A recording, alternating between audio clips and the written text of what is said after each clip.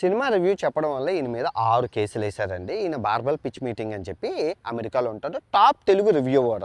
అయితే first question, మీరు వీళ్ళందరూ ₹100 సినిమా చూసొచ్చి యూట్యూబ్లో చెప్తారు దేనికోసం, డబ్బుల కోసం. ఎవరు ఇన్స్టాగ్రామ్లో చెప్పరు. ఎందుకంటే ఇన్స్టాగ్రామ్లో 10 రెట్లు రీచ్ ఉంటుంది.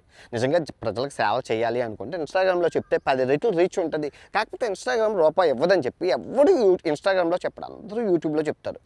అందరూ డబ్బు కోసం. తెలుగులో ఒక 100 డైరెక్టర్లు ఉన్నారు. 5 సినిమా తీసిన వాళ్ళు, 10 సినిమా తీసిన వాళ్ళు, 50 సినిమా ఒక రివ్యూ చెప్పాలి అనుకుంటే వాళ్ళ ప్రొఫెషన్ అది, వాళ్ళ అర్హులు. At least MA masters in cinema కానీ, బ్యాచిలర్స్ ఇన్ సినిమా కానీ తీసిన ఒక అర్హులు. కానీ ఏమీ చదవకుండా నోటికి ఎవడు పడతాడు ₹100 సినిమా రావడం, యూట్యూబ్లోకి వచ్చి లొల్లు చేయడం, డబ్బులు సంపాదన.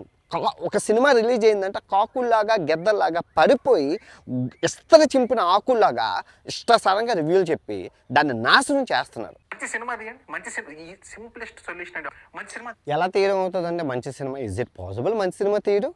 అవ్వదండి. సినిమా ఎవ్వరికి తెలియదు. ఇప్పుడు మీరు రివ్యూ అసలు ఎలా చెప్పారని చెప్పి ఓజీ రివ్యూ, నేను సినిమా చూశాను, ఇప్పుడు నిన్న రాత్రి చూశాను ఓజీ రివ్యూ. మీరు బూతులు ఆడలేదు కానీ ఎంత వ్యంగ్యంగా, ఎంత ఎటకారంగా చెప్పాడంటే, నేనే ఓజీ సినిమా డైరెక్టర్ అయితే కటావా కత్తిని తీసుకొని మా తల తీసేస్తాను.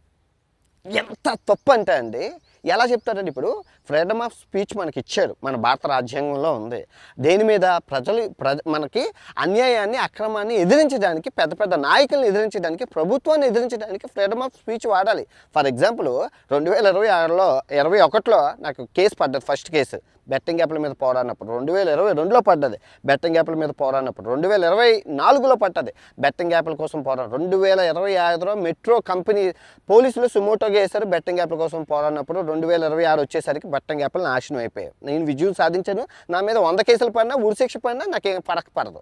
2026లో స్త్రీ స్వేచ్ఛ, రేపుల కోసం మాట్లాడేటప్పుడు కూడా కేసులు పడ్డాయి. ఎస్, నాదే తప్పు. బూతులు ఆడాను, నాకు తెలిసే బూతులు ఆడాను. ఎందుకంటే రీచ్ వెళ్ళాలి అని. అది ఇప్పుడు బూతులు మానేశాను.